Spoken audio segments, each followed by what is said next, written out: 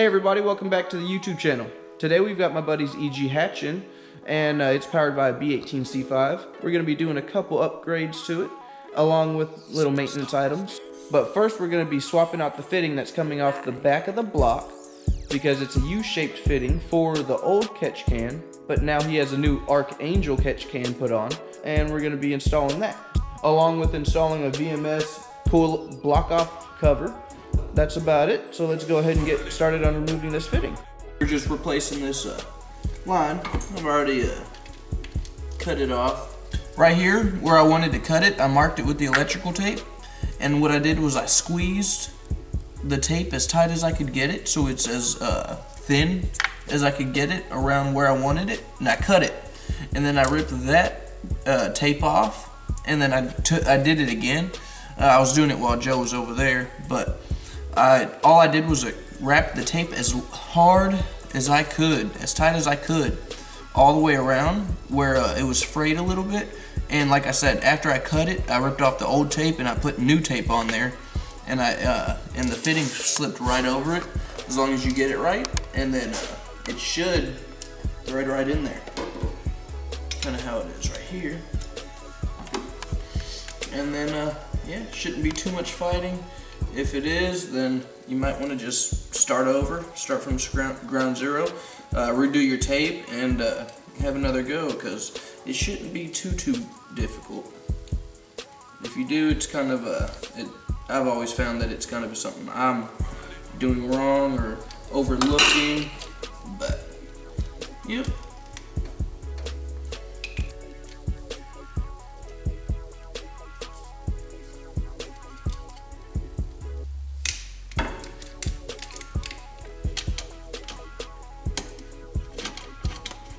Get this 45 off of this catch can.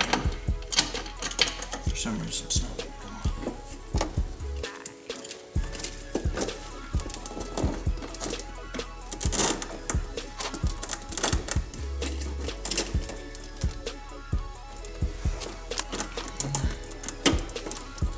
Just got them zipped out over there, so it's making it a little difficult. There we go.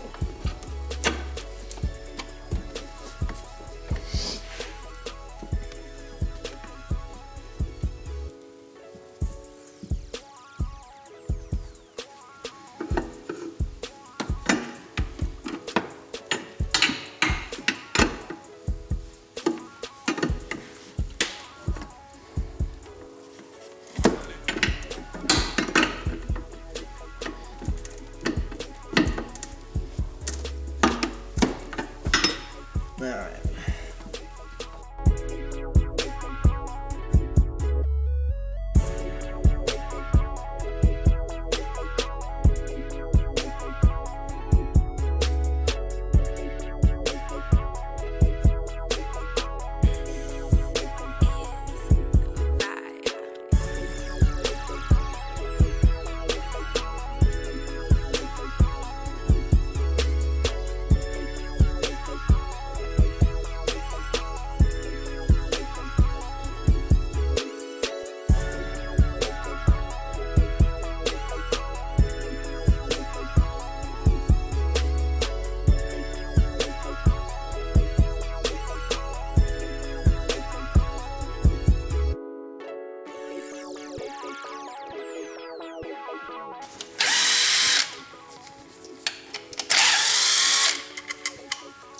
Alright, so now we're going to go ahead and get started on the Honda CPR kit.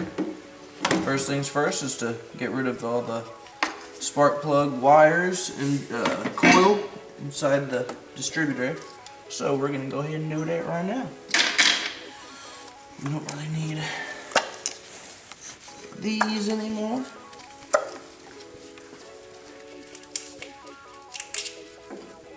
Now, even though we're removing the coil in here, the distributor is still necessary for the Honda coil on plug kit, because it still utilizes the sensors inside the distributor. The cylinder position sensor, top dead center sensor, and the camshaft and crankshaft position sensors are still in there. So, well, it doesn't have the camshaft, it has a crankshaft, but It doesn't have a camshaft, I don't think, which is it's the cylinder position sensor. But yeah, so that's the reason why the distributor is still necessary, because we still need to use some of the sensors inside. But it's no longer getting its spark from the coil inside the distributor.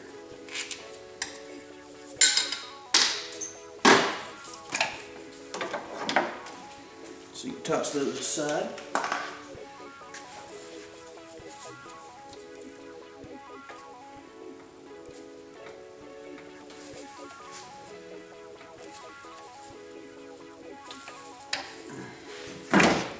Little rotor button, always a pain in the ass to get off.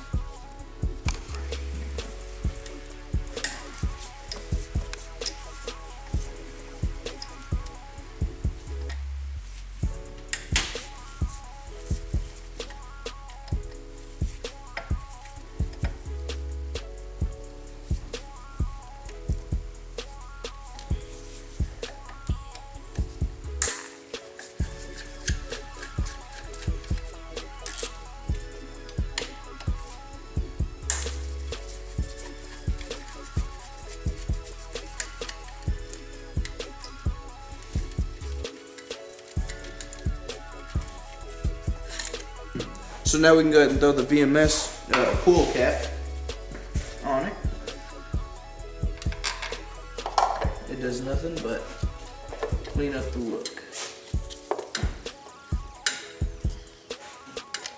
It actually doesn't look like it's fitting very well. It might be for a non-VTEC distributor. Alright, so what it looks like is he accidentally ordered a non-VTEC cap, so we'll have to get an actual VTEC cover. We'll have to get a VTEC distributor cap coming, and so he can use that, unless he wants to lop off one of these ears and use one of these non-VTEC ones, which it really doesn't matter because they have the same exact internals, but some people like having all 3 bolt holes and not having a couple ears lopped off. But yeah, we'll go from there. Got to contact him now. Alright, so now we're going to go ahead and pull out the plugs and inspect them.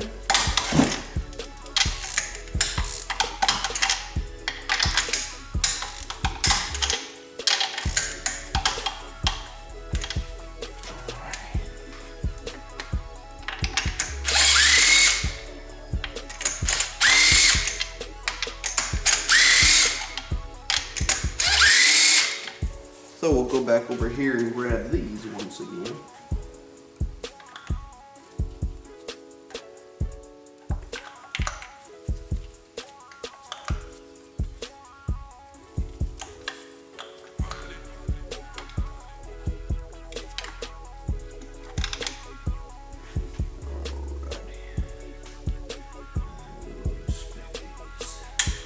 Oh, somebody's running iridiums.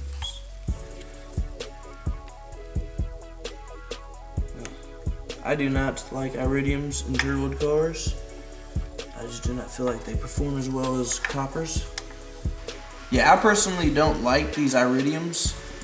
I actually go with the BKR 7E11s myself. This one right here is a BKR 8E. I found that these did not work at all with my CPR kit. I just had a misfire after misfire after misfire. It did not even idle. As soon as I put them in, my car ran like shit. So I put my old plugs back in, the BKR 7s, and those are the only ones that work extremely well. I've got mine gapped down to about 15 thousandths.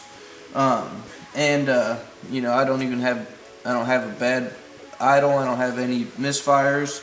It runs great. It idles great. It cruises, you know, perfect. I don't have any breakdowns with the CPR kit. That's the way my tuner recommended it, so it's kind of what we've went with. And like I said, I've had no issues with it. But these iridiums, I've never had any good luck. I've had spark blowout, spark knock. I've had actually the insulation on the inside of the plug. I've had those blow out. You know, I always thought the iridium plugs were better, but they actually burn a lot hotter. They're not as precise under boost applications. I found that they've caused more problems than they have solved anything. So like I said, I always go with the BKR7Es, and I don't ever really have a problem. I change them out about every 1,000 miles, but for $2.50 per plug, you know, I just do that for my own safekeeping. Do they need it? No, I don't really find any performance gain, but it keeps me from blowing out spark plugs, and it keeps me, you know, keeps my heart safe. So that's just kind of how I do it. What's going on, guys? My name is Joe. Some of y'all may not know me. I am actually the video editor for Grip and Dip Racing. Me and Dustin didn't get a chance to film an outro, so I'm just going to go ahead and take the courtesy and do it. If y'all guys haven't yet, go ahead and like and subscribe. Grip and Dip Racing Official. Sorry we haven't been able to bring you much content, but we are working on it for 2020, so we appreciate y'all's time. Y'all have a great time.